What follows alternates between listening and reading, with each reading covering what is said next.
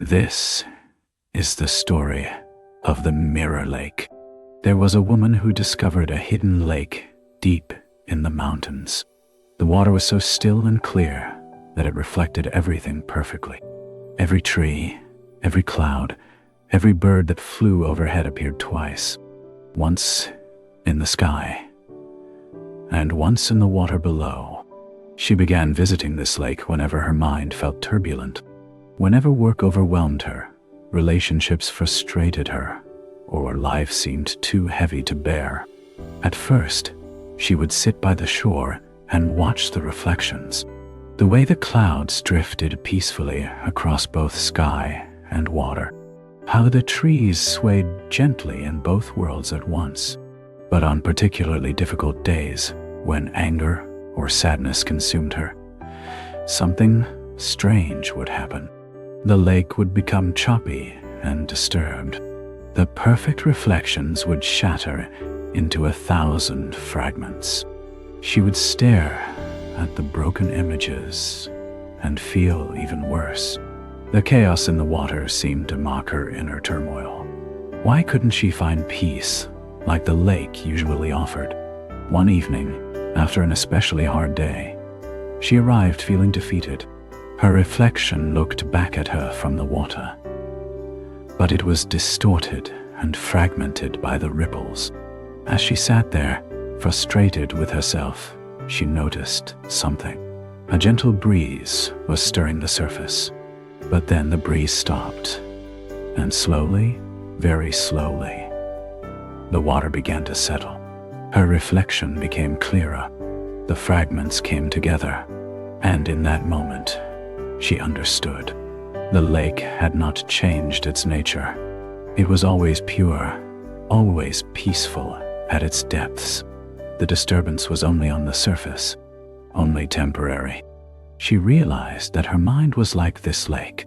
Beneath the choppy emotions, beneath the daily storms of thought and feeling, there was something deeper, something that remained untouched by the chaos above.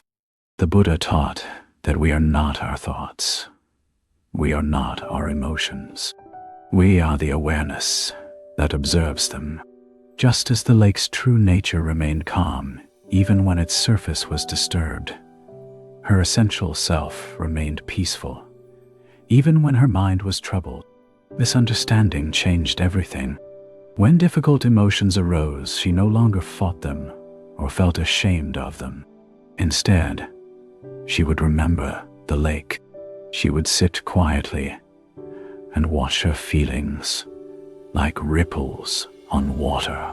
Anger, fear, sadness, all just temporary disturbances on the surface of something much deeper.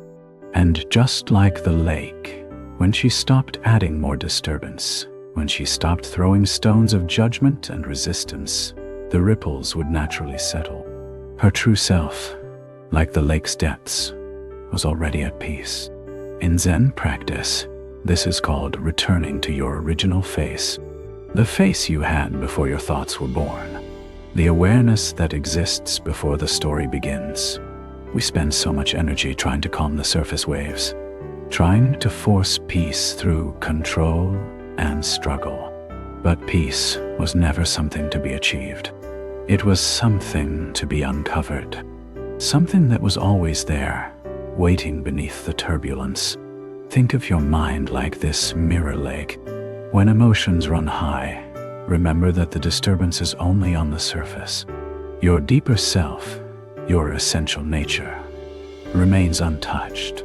You don't need to fight the ripples. You don't need to be ashamed of them. Simply stop adding more disturbance and watch as they naturally return to stillness.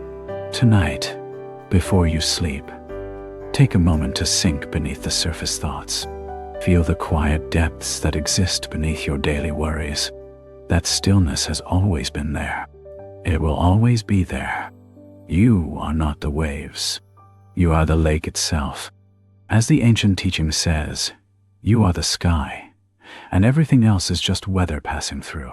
Let it pass, let it settle, and rest in the peace that was never lost.